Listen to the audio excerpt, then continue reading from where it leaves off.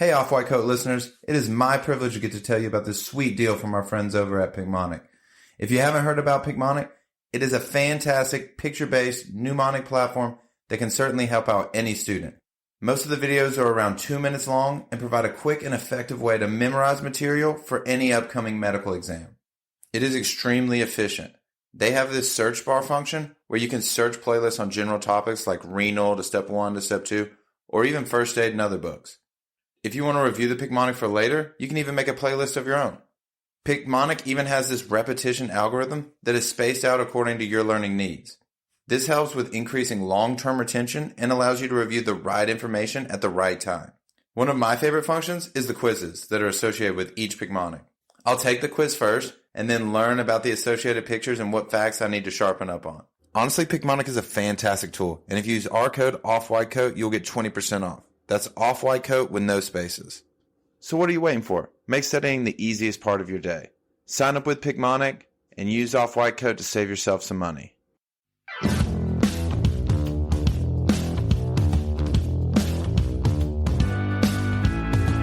Hello everybody and welcome to the Off-White Coat podcast. I'm your host Jordan Abney, and today I'm joined with a buddy of mine from Grenada. I met him very early actually in Grenada. It must have been in the first week, but we cultivated a great friendship. We were hooping on the court, and then from there, the rest was history. He's been one of my friends throughout medical school. Is a great guy, brilliant. Got a residency in internal medicine, and so it's my pleasure to introduce you to Asad Ahmed, MD, baby. MD, yeah. Thanks for that intro. I know, right? Much nicer than most intros. I wouldn't say I'm a great person or very smart, but yeah. He's completely underselling himself because he is a wild competitor, not only on like the basketball court, but also in medical school. He's like very, very prepared and meticulous. I don't know why you're underselling yourself big time, buddy. I appreciate it. God damn it, I'm blushing now. Jordan, this is supposed to be a podcast. Yeah. So no, I appreciate it. I really do. It's about time he actually joined us. He's been ducking me for a hot minute. So I didn't have anything spectacular to say for the longest time. Asad was one of the actual reasons I started this podcast. I would call Asad and we'd catch up. And one time it literally hit me when we were throwing around the idea. And then I talked to Asad for an hour and a half just about life.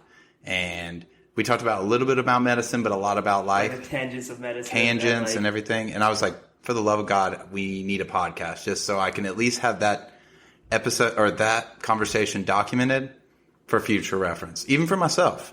I actually remember that conversation. It was like right in the middle of third year. Like we had just hung out and partied one of the nights and like gone out and like hung out for a bit. And then the next day, like usually, the classic, like you go out with the boys and the next day you hit up the boys like, yo, what happened? Like fill the details. I think it was one of those. We didn't have to fill in much details. We are very respectable young men. We behave ourselves when we go out. But beyond that, I think we were just like catching up and we hit a lot of points, I think, that like were bothering both of us about the structures of medicine, but beyond that, like about everything that goes into the pageantry of it all. Yeah. And yeah, I remember that conversation like almost like yesterday. Yeah, now he is an actual resident. He's had his first shift, so now he's got the beeper, and he's constantly being contacted. The beeper, though. That's the best part. Like, do you not have a phone too? No, I don't get a work phone. They usually have our numbers, our personal numbers, to call us, but it's actually kind of funny. That might be even worse. Yeah, I think it's better and worse. Like, it's a double-edged sword there. I know some people that bought extra phones, like second phones, just like they want to separate work life from really their private life. But yeah, I started residency about like, I would say, 11, 12 days ago. And it's definitely been a wild like adjustment. I think it's weird because you come in with these weird expectations like, I'm going to hit the floors, I'm going to hit ICU. And I lucked out and I actually started on clinic for the first 2 weeks. Okay. Not all of us did. Like, we were separated into 3 groups and like 3 like firms, firm A, firm B, firm C. And I just happened to be on clinic my first 2 weeks, and like that was a very like stable transition from one place to the other. The EMR took a second. Oh, I bet. What EMR do you use? So I think this is a big thing. I think it seems like we're having this conversation about like residency also, like and residency talk, right? One thing you got to consider is like what EMRs you're going into and what you're coming out of, right? It shouldn't be a make or break decision in your residency process or like what job down the line you go to, but it should be something you're cognizant of. I came from Epic, an Epic only Okay. at Elmhurst for 2 years, right? And I went through a lot of like the overhaul and like changes in Epic over the course of the 2 years. At SUNY Downstate, where I am now as a resident, we actually go at 3 different hospitals. We go to Kings County, which is a healthy hospital, so uses Epic. We're at SUNY Downstate, SUB, University Hospital of Brooklyn, which is right next door to Kings County, and they use Allscripts. Oh, goodness. So it's all over the place. They use HealthBridge, which is an upgraded version of Allscripts. And then I go to Brooklyn VA, which uses CPRS.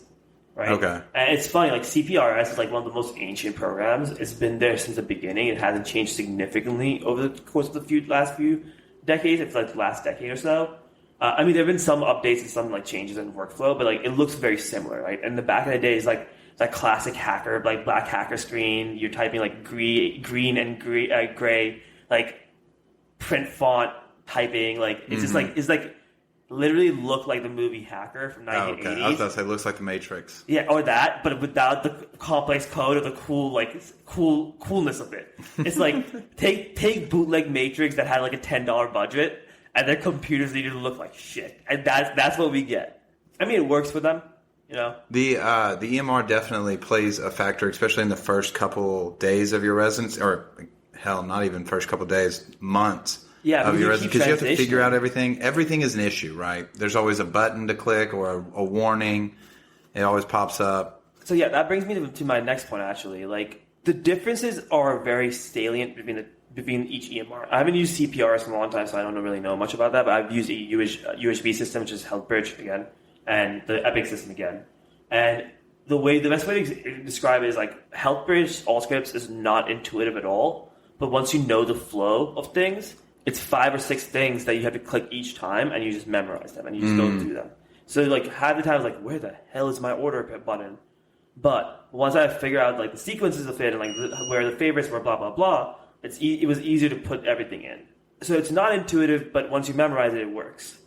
With Epic, it's very intuitive. Everything is kind of, like, in your face there, and you can figure things out as you go. But there's so many options and so many ways to get from one page to the other, do one thing from the other, and there's so much interconnected overlay. Like, it actually ends up being like very complicated at times. So it's intuitive and you can learn it really quickly, the basics. But there's a lot you can do, so it's overwhelming in that kind of capacity. You know? Yeah. So each one has its like ups and downs. I do love Epic. I'm a huge Epic person.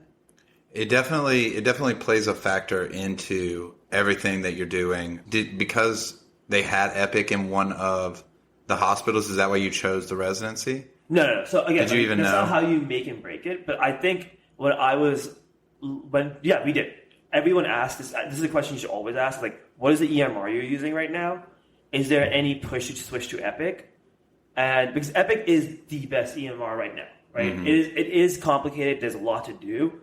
But it is intuitive, and once you get through it, you can do so much that's worth it. Yeah. Right? See, yeah, I was a scribe for a bunch of different places prior to medical school. So I've worked with Epic multiple times, especially in medical school in some of the New York hospitals and New Jersey ones. The issue is though, I'm way more equipped to work with like Cerner, Athena, but Epic now it's like more commonly used, and I like it, you know. Yeah. But it's just. It takes a while to get used to. Yeah, exactly. Like, it's like if you're coming from CERN and like at the end, those guys, like you just have memorized the sequences so much that like Epic was like, what the fuck is going on here? Yeah. But again, like once you once you go through it, it kind of grows on you. You're like, I think it's also for the younger generation. Like we're kind of in the younger generation of doctors, so we're a little bit more computer savvy. I'm not computer savvy at all. I like literally all Control Delete confuses me half the time. But that being said, I think there is a easier learning curve for us when it comes to these technologies, and so they grow on us more than older generation doctors, right? Like, my dad, he's still a physician. He likes Epic, but it took him a long time to get to a position of like liking Epic. You know, like for about a good few years, he's like, "This is the most complicated, dumbest system I've ever seen." And he wasn't wrong. Epic had to go through like a lot of changes, but like, it's like a weird like transition point for him. And then even now we're just waiting for them to get hacked, and then we won't have any way of accessing any. That happened to me in Jersey. One day everything goes down, right? The power's still on, but everything, the whole system is down. And then I found out that supposedly it was hacked, and they had to. And this is when I found out that the government pays for when you have a state-run hospital and you get hacked and they hold your EMR for ransom, or they're going to leak everything. The government pays for that. So the funny thing was we were waiting for them to respond because we couldn't. I mean, nobody who's going to pay for the EMR ransom, whatever, thousands of dollars. And so it's funny because nobody could do anything. The nurses couldn't even get medications out of the cart. They couldn't get any, like, there was some carts. They had one of the electronic ones, and you had to. Electronic system, right? Like, yeah, it was tough. It was a weird day where everybody was kind of just sitting on their hands and in the hospital. I mean, we paid, yeah. We got the system back. System? For the life of me, I can't even remember what it was. Because Epic is a little bit more secure. That's the other thing. Epic I don't think it was Epic. I think it was. I don't know. Because that's the thing. Like that, I think that's also a big push for why people want Epic so much. Because Epic puts a lot of money on the securities aspect, on like double authenticated verification. Like it's like that's why it's lame stuff. Yeah, like the lame stuff. But there was a time when I would harp on Epic. Like every time I put an order in, I have to sign it. Like I have to literally type in my password and everything. But once you start thinking about stuff like that, where people are getting hacked, the verification process and like the double authentication, like all of that, those like tedious steps kind of make sense. Yeah, more and more so. You said that was one good question to ask when you were like the EMR was one good question to ask when you're applying to a residency. But what else did you consider when you were choosing your residency right now? So like your whole match order. So this is something like I say like very important. Like I think you have to figure out what your calculus is in the process. That's the biggest thing, right? And what I mean by that, like going into match week, literally rank week, the week we rank our entire list.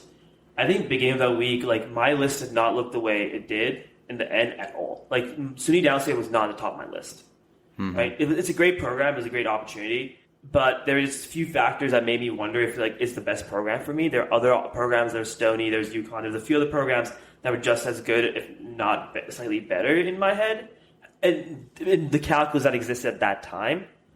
And I was like, oh, I don't know if I want to do this, right? And I remember at one point, like, sitting down, like, I rock climb, right? That's a big part of my life. We were going to get there. Yeah. Because it's funny. Yeah, that's how I also knew you were very athletic. Carry on. So I do a lot of rock climbing. I've grown into sports, but I rock climb right now, and I like to, like, climb pretty much every other day. Like, I'm in the gym 5 days a week climbing. You know, I train almost 7 days a week. And I want to compete in local competitions, blah, blah, blah, right? And my family is from White Westchester, and I see them very often. I started thinking, like, if I go to these other programs that are slightly further, what does my life look like, right? So if I rank Stony number one, blah, blah, blah, like, I'm going to be in deep Long Island. The closest climbing gym is a 20, 30, 40-minute drive from me. Mm-hmm. You know, it's a two-way drive. After a tough day of work, am I really going to be willing to drive that amount of time, sometimes through traffic, just to go train? Dude, it was tough getting to your place today. Right? Just in and traffic. From Jersey, right? And the traffic in New York can be touched. It can be awful, but we have a much more robust metro system. It's not perfect, it doesn't work on time half the time, but it will get you from point A to point B without you having to like exert that energy of driving, right? Oh, yeah, that's a nice thing. The trains? Yeah, that's beautiful. So that was the thing. Like, I was like, if I want to go visit my family, it's like an entire hike coming from Long Island all the way there. It becomes like a 3-4 hour, like, enterprise. From here, it's still, like, kind of hard sometimes because once you get past Atlantic in Brooklyn, like, the 2-5 kind of become more sparse coming to where I'm living right now. But I can still pull it off in, like, 2 hours. Okay. Right? And I don't have to drive through it. And I don't have to worry about, like, making that one train. There's just so many trains you can catch. It was just like an easier lifestyle for me. And then I realized like SUNY Downstate is a university program, it's a prestigious program. You know, it's close to my climbing gym. It will give me access to like visiting my family. All my friends are in the main city, like all my college friends. A lot of my friends from med school, like, were going to be in the city anyways. Mm-hmm. And I was like, this is where I want to be. So it doesn't make sense to go away from here. Yeah, so you knew you were going to stay in the city no matter what. Yeah, like I only applied to like 70-something programs in the tri-state, and like on like I can count on both hands, like maybe on one hand, like some prestigious programs that I really. So you only did tri-state. For the most part. Like, Okay. beyond that, I applied to Johns Hopkins, Bayview, Tulane, Emory. He had to throw Emory in there. That's essentially why Asad allowed me to become his friend. Once he realized I was love from Georgia, man. I love Atlanta. Like, because he spent some time down in the South. So yeah, 4 years of undergrad, great 4 years, great city. yeah, because so you went to undergrad at Emory. Yeah, right? I went to Emory. I've been a nomad my entire life. I've actually lived in. I was born in India. I lived in Dubai for a long time. I moved to the States. Like, I lived in New York for a bit. And at one point I was like, I need to get away from home, and I meandered to Emory to actually debate for them. I ended up not debating too much. Like, I think I left the team like a year and a half in. I'm surprised you weren't a superstar at that. No, trust me, dude. I was never good at debate. It's actually funny. Like, Dude, until he left the debate team, then he picked it up. I guess, but like, it's funny. Like, I will like get an argument like, you're a good orator. Like, you can argue well. And like, bro, like, if you had seen me in high school and like, even in college, the people I was around, they were just so much like better at all those things. It's just funny getting complimented when you're like in the back of your like, yeah, I know how trash I am. So I love the cheese, but the cheese ain't true. Yeah.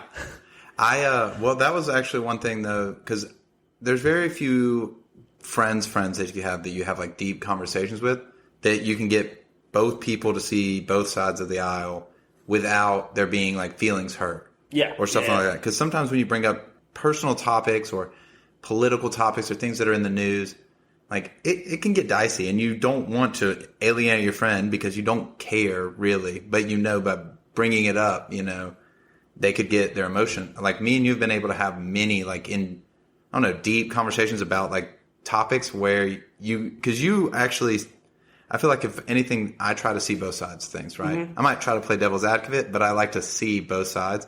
You do the same thing, which is a good quality to have. So I think I try to see individual, not just a debater. Yeah. Debater, you just want to win, but you can see both sides of the argument even when you're doing it. No, I think I agree with you. I think the difference is like I see both sides of the argument to prove my point, right? And you see both sides of the argument to see like the duality of things, right? I like to see the irony of the fact that so you're in that regard, you're a better person than I am, because like I'm seeing the other side. I'm trying to like engage the other side and see the side, because I know I can dismantle the points if I genuinely know what their points are, and while they're saying it, I can pick them apart, right? And same thing for what I believe.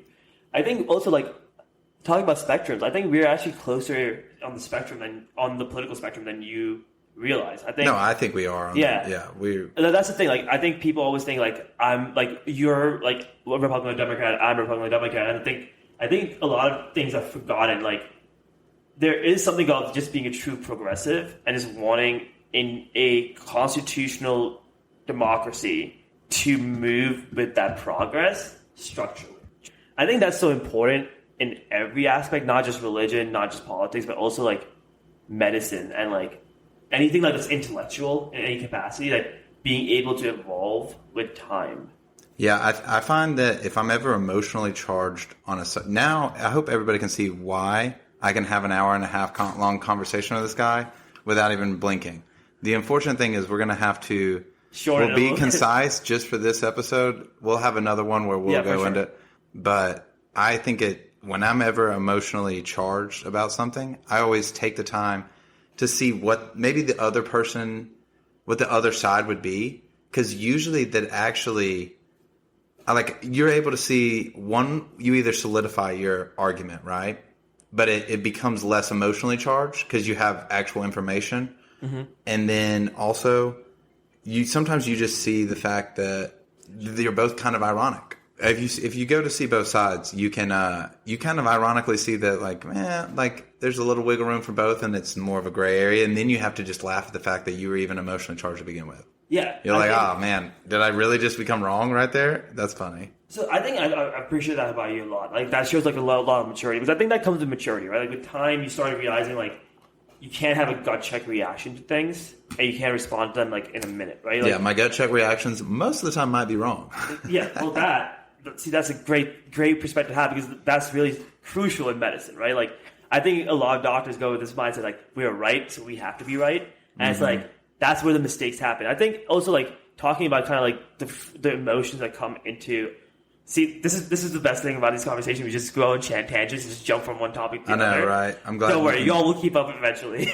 But talking about emotions, I think it's funny. Like the other day, I was when you start any program, like there little get-togethers or little parties that the seniors throw, and you get to like interact with them. So they'll be at this party, right? And one of the seniors goes like, "Oh, if you're not a little afraid of starting intern year, you're doing it wrong," right? Mm-hmm. And that really got to me, right? And the reason it got to me is because like I grew up being very like not afraid of things, and then at one point I started being afraid of everything, and I started overthinking everything, and I realized at one point that like the fear was what was holding me back from being good and successful at anything, right? And it came to my mind like fear, stagnation is death. Thus fear nothing but fear itself, right? Ooh. And it kind of irks me when people go like, you should be afraid, because I don't understand that emotion, right? So he's like, you should be afraid of intern year. And I literally was like, I'm not afraid. He's like, why? I was like, because I know exactly how good I am. And he took this as like me boasting, being like, I'm better. And I was like, no. I'm not better than anyone. I'm probably trash, but I know exactly how good I am. And I know exactly what my capacity is. At that point, the difference is all that's left. Yeah. Right? The fear does nothing for me. The fear just cripples me, stalls me, 100%. holds me in place, and I get screwed for it. So apprehension, nervousness, concern, like those things make sense. And those things are natural. You should have a little bit of apprehension. If you're not a little apprehensive about your decisions, you're making the wrong decisions probably. Right? You can't be so confident in every single move you make. You should have confidence. You should have a lot of confidence. But in the back of your head, there should be a question mark. Like, there should be a contingency, right? But being afraid is antithetical to being good. 100%. That weird anxiety that comes with not moving in a situation when you think you should have moved. That's where I think some of, at least most of the people that have anxiety is like, maybe they need to go out extra, maybe, but also you've got to get something done, presentation, studying, things like that, but you don't want to do it, right?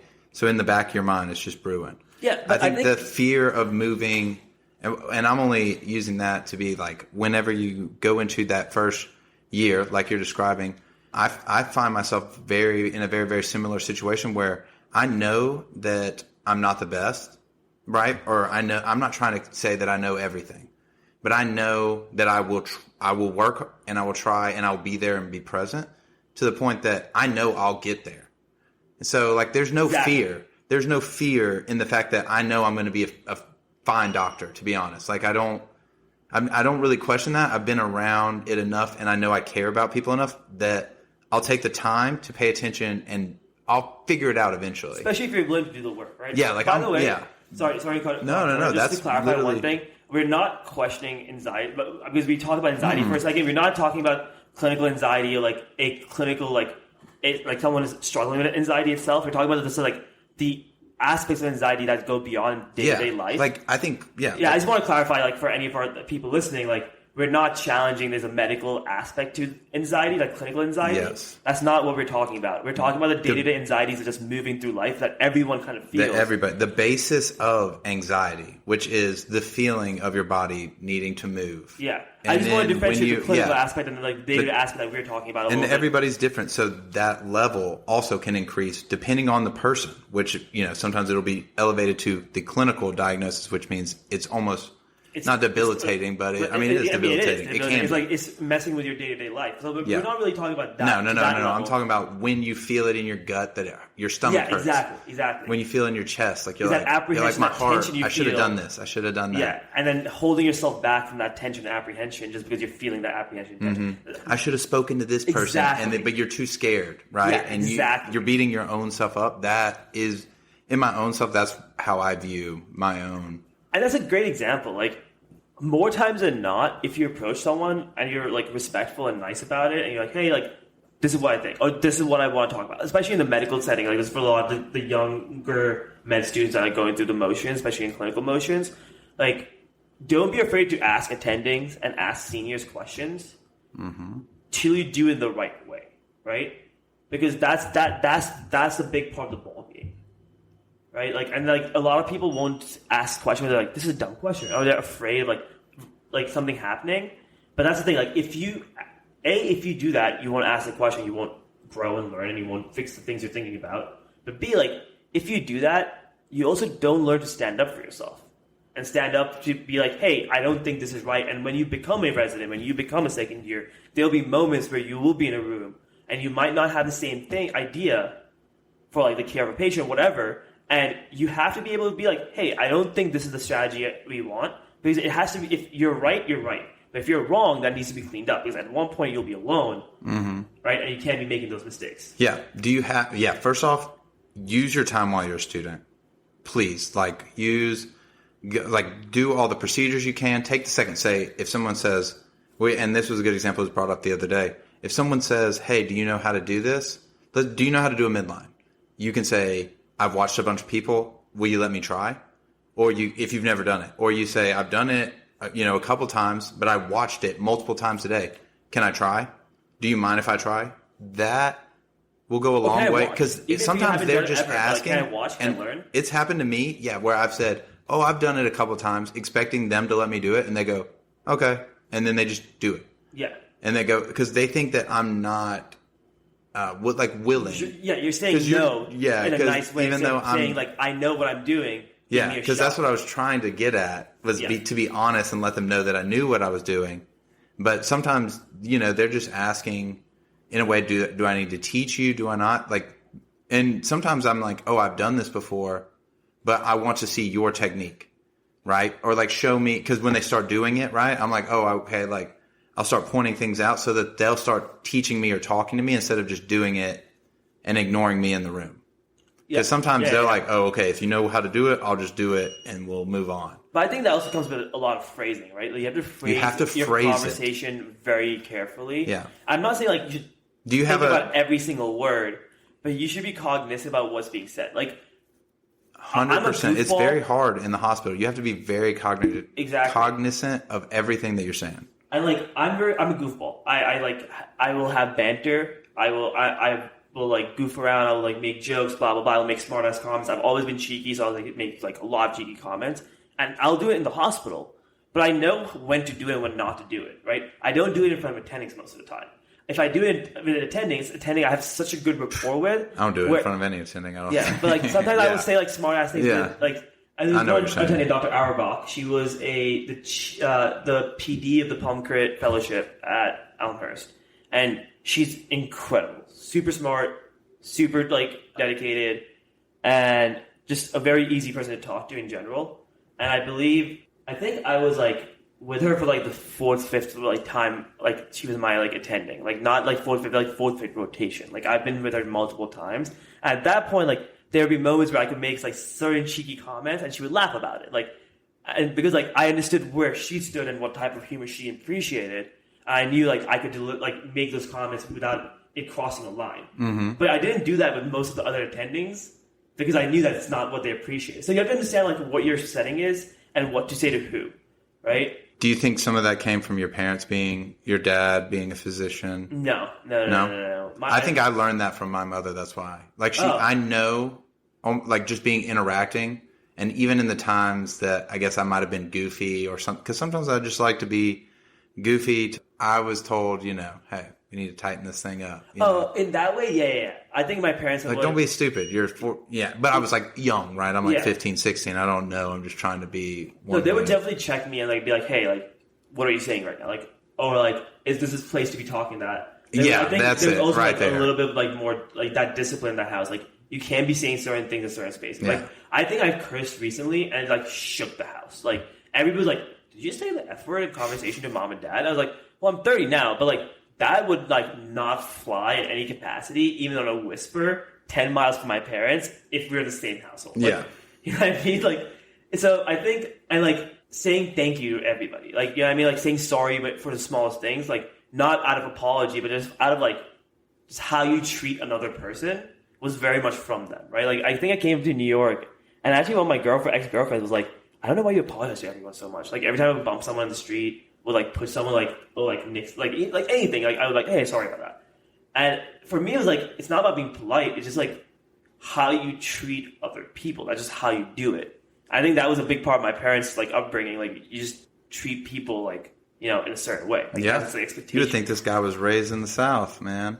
I'm not racist enough for the South. But no. It's just funny. No, I'm just you joking, definitely. I'm just joking. He's first off, you would think he is from the South because there's a unique thing that happens where if you get in an elevator with somebody and you strike up a conversation, you just start telling them about your day. You're probably from the South as opposed to anywhere else. Fair. And I was like, Asad is one of those dudes too, where he's just polite. Like he holds the door and then he's not going to just let you ride the elevator by. I was like, but that's funny because it's not the South. I see it because I see it a lot in the South. Yeah. But you coming from Dubai and other places still have that same cultural kind of that upbringing about how to treat people and stuff. I remember I was in Dubai. I was like, I think I was 4th or 5th grade, and I was in etiquette class, like with the fork and spoons and like don't put your elbows on the table, like etiquette class. Yeah. And at one point, I literally just like looked at this fork. He failed. I failed. I 100% failed. I failed over and over again. It was not a good month and a half. It was rough. I was also at this American international school that was from Lebanon. It was rough times to be Asad at the point. But they're like 4 different forks. I can't tell left from right at this point because they're like everything's like sprawled out.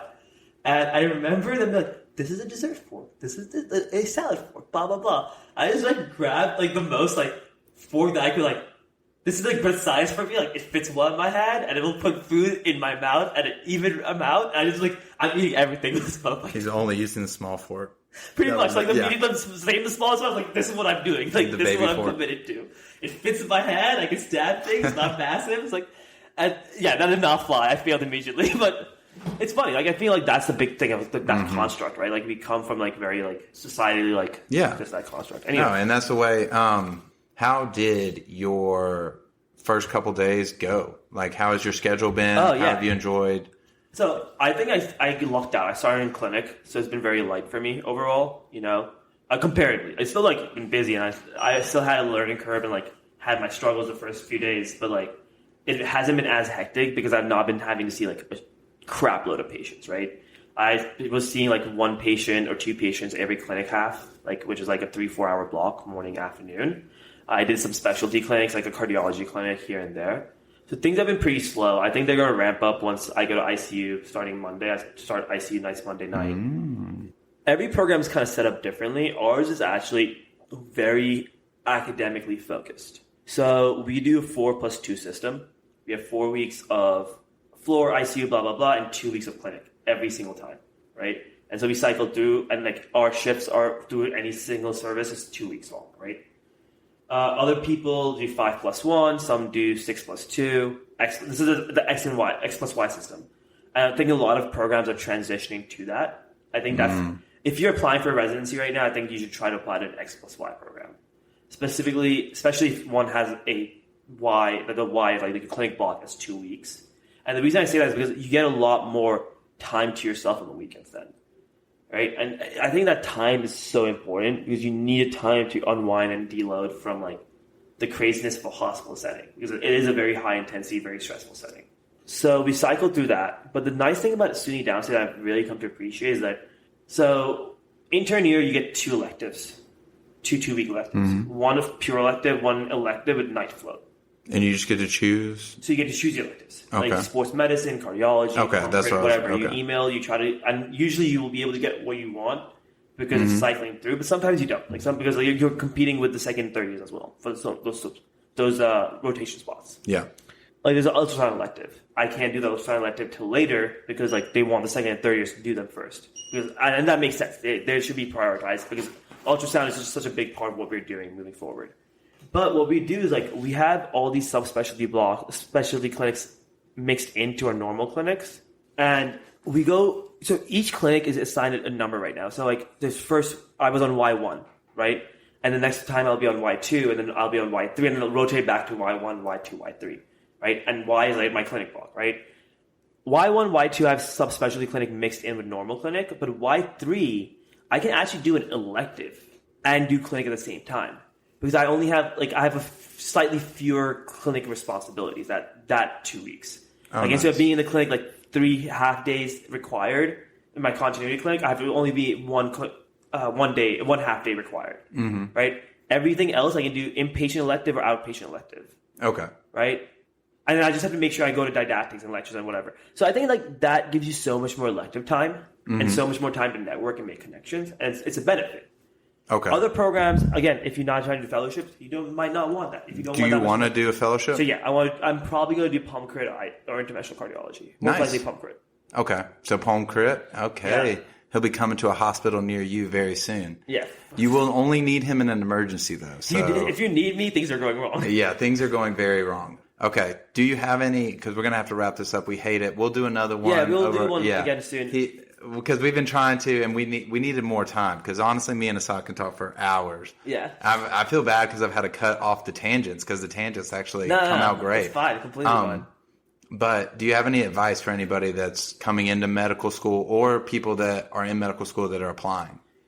So first, let's start. If you're coming in, how did your story go? So right there? If you're coming to, I took my time to get here. I meandered for a while. I didn't know like exactly what I was going to do with my life.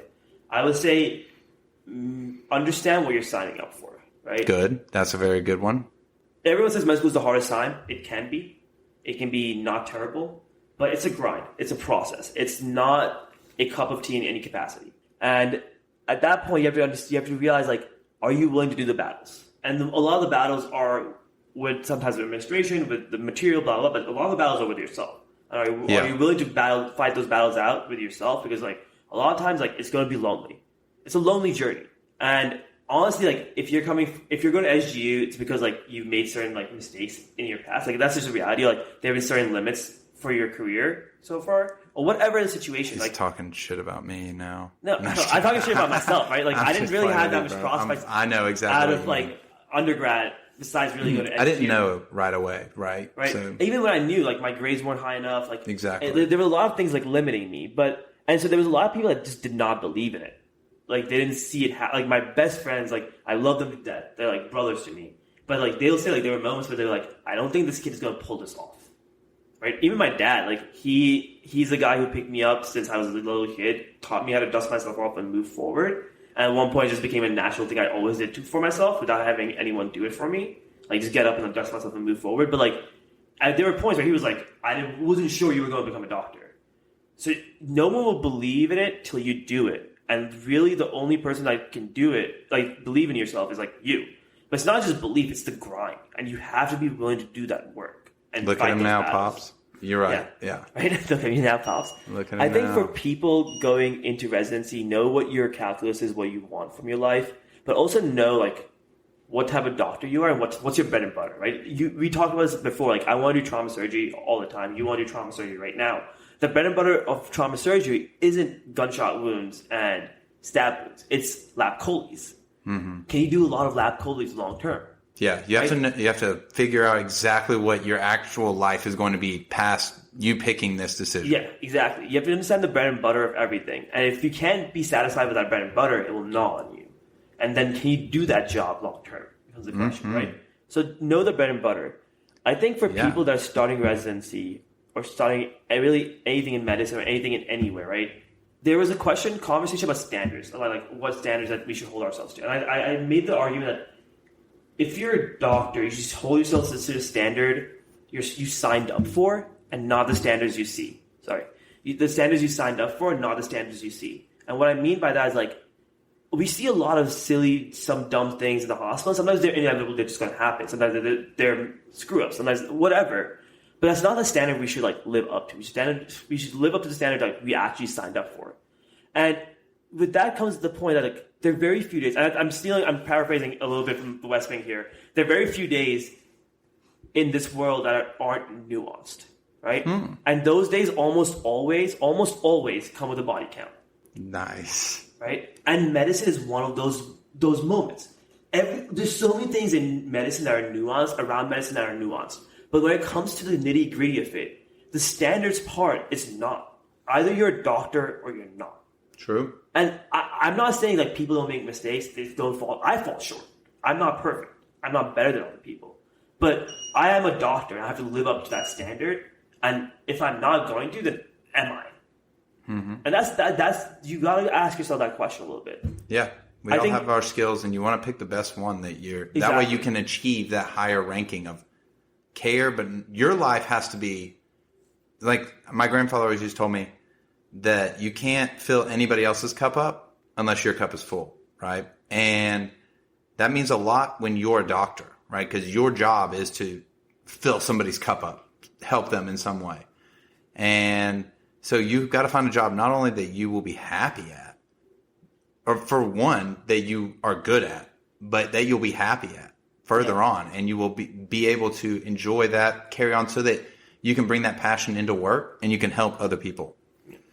And honestly, like, I think this is just because, like, I have very specific views of medicine. I think if you want to keep medicine at a high enough level, right, healthcare for just everybody at a high enough level, then people getting into it have to think that way. And a lot of people don't. A lot of people don't. But I think that's what creates the fallacies and shortcomings in medicine. Oh, I completely agree.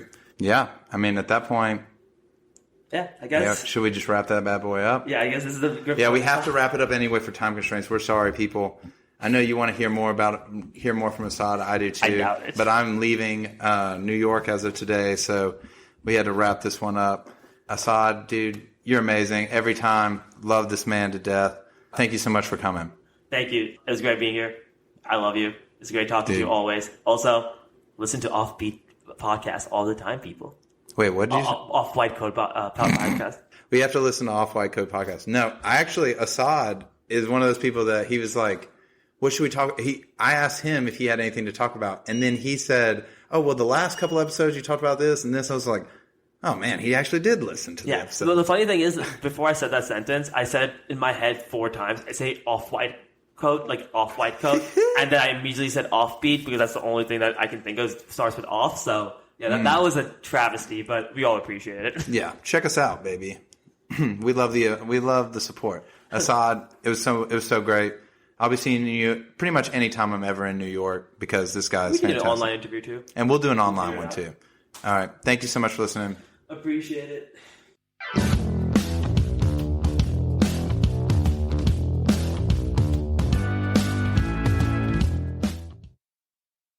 Hey everyone, I want to take this time to tell you about our friends over at TrueLearn. They have this top-of-the-line test bank that is perfect for any upcoming board exams that you may have. They have test banks for all types of exams. So whether you're studying for medical school, nursing school, OT, pharmacy, and others like speech pathology, TrueLearn is the way to go.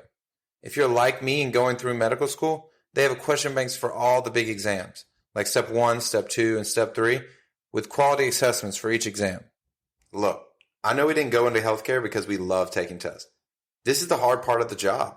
Make it easy on yourself with TrueLearn. Sign up now with the code OFFWHITECOAT to get $25 off your purchase. That's OFF white coat, no spaces, to get $25 off your purchase.